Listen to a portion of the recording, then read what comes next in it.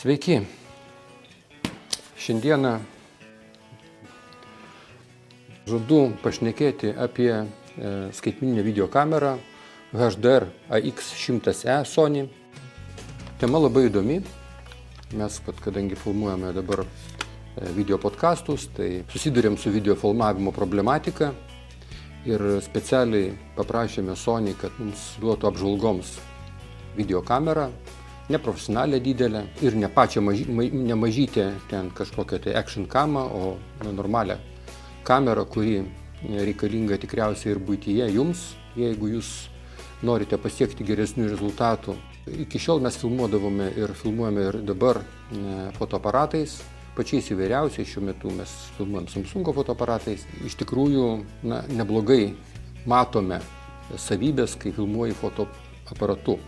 Mūsų tikslas yra šito eksperimento su videokamera yra išsiaiškinti, o kokiegi vis dėlto yra skirtumai. Tiek naudotis, tiek rezultato.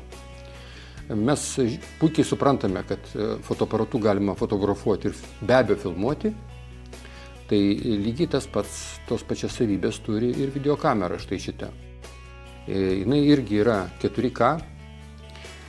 Tiesa, tam, kad su šitą modeliu įrašinėti 4K video, reikia išorinio įrašančio įrenginio, bet didžioji dalis žmonių šiandieną filmuoja geriausiu atveju Full HD, nes failai pučiasi labai greitai, palaiko be abejo daug kodekų pačių įvairiausių, fotografuoja 20 megapikselių nuotraukas, bet to mes matome, kad šitos kameros objektyvas yra lęšis labai didelis ir jisai užtikrinti turėtų gerą vaizdą.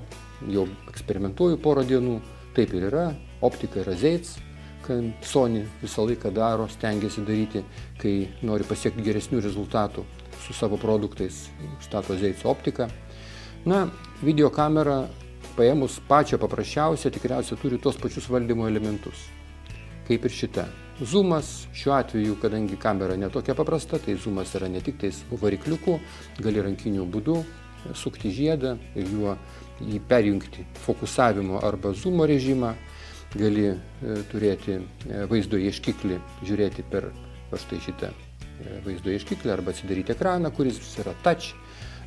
Tiem, kas jau priprato prie smartfonų, yra truputėlį keista, nes šitas ekranas yra kitokių principų veikia, jį reikia realiai spausti, nuo paspaudimo veikia, o ne nuo prisilietimo. Ekrane išvedama labai daug visokios informacijos, ta informacija, jeigu jinai nereikalinga ir jūs esate mėgėjas, tiesiog norintis pasiekti geresnį rezultatą, galima atjungti ir dirbti automatiniam režime.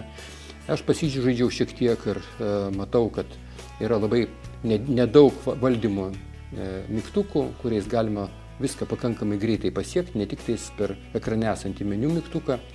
Ir štai čia toks sukiojimas ratukas, kuriuo galima reguliuoti rankinės nustatymus pačius įvairiausius per juos vaikštant. Ką galiu pasakyti? Be optikos jisai turi be abejo ir gerą mikrofoną. Mikrofonas yra 5 kryptis. Vaizdo ieškiklyje tu matai, kaip garso šaltinis juda iš indikatorių 5, kurie rodo garso ir lygį ir kryptį. Yra aišku atskiri klavišai fotografavimui ir visa kita. Galima filmuoti prisijungus išorinį maitinimo šaltinį ir jisai čia turi tokią specifinę jungtį didesnės srovės. Kas yra labai malonu, tai kad atsidaro štai šitą dangtelį, mes galime prisijungti tiek išorinį mikrofoną.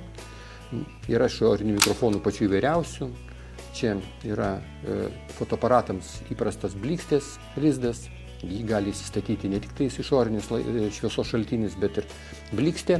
Gali įsistatyti mikrofono laikiklis, kuris padaro kryptinį mikrofoną. Gal mes tokį gausim pabandymui, nes šiaip rašant su natūraliu mikrofonu, mes pavyzdžiui tokiems reportažams negalim taip elgtis, nes tada bus toks nedidelis aidas, kuris būdingas yra rašant su mikrofonu, kuris yra ne arti manęs, o per atstumą. Ir toks garsas buvo pirmuosiuose mūsų video. Dabar mes rašome jau garsą su atskira mikrofonų sistema, už kurią dėkingi Meksui. Bet aš manau, kad mes, jeigu gautume išorinį mikrofoną, mes turėtume ir jis būtų kryptinis, tai galėtume išvengti sudėtingų manipuliacijų su atskirais mikrofonais ir pultais. Tai va, tai mikrofonas kišasi čia, bet to čia pat gali įsikišti ausines ir klausytis, kokį garsą tu gaudai ir jisai tenkina. Kamera iš tikrųjų ir maloniai laikoma rankoje, turi visokių čia paslapčių su papildomais lizdais ir jungtim. Reiškia, galim matyti, kad daiktas yra toks pakankamai profesionalus. Be abejo, tai, kas būdinga naujiems įrengimams, turi RNFC, tam, kad galima būtų su programėle nuotoliniu būdu valdyti. Dar šito nebandžiau, būtinai papasakosiu ateityje apie tos papildomas įdomias funkcijas. Tai, kas krito iškart į akis, vienintelį tikriausią dalyką norėsiu pasakyti, tai lyginant su fotoaparatu labai greitai fokusuoja filmavimo metu. Paprastai šitokios reakcijos greitos nebūna, jeigu objektas juda, čia nustačius automatinį režimą, jisai gana gerai seka atstumą ir tas vyksta labai greitai. Na, šita kamera nėra iš pigiųjų, jinai, sakykime taip, namų ūkyje jau taptų vienu iš brangesnių gaminių, kainuoja kaip pakankamai neblogas televizorius.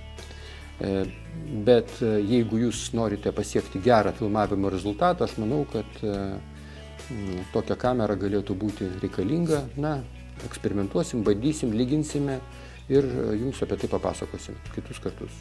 Iki kitų pasimatymų po Ryt LT.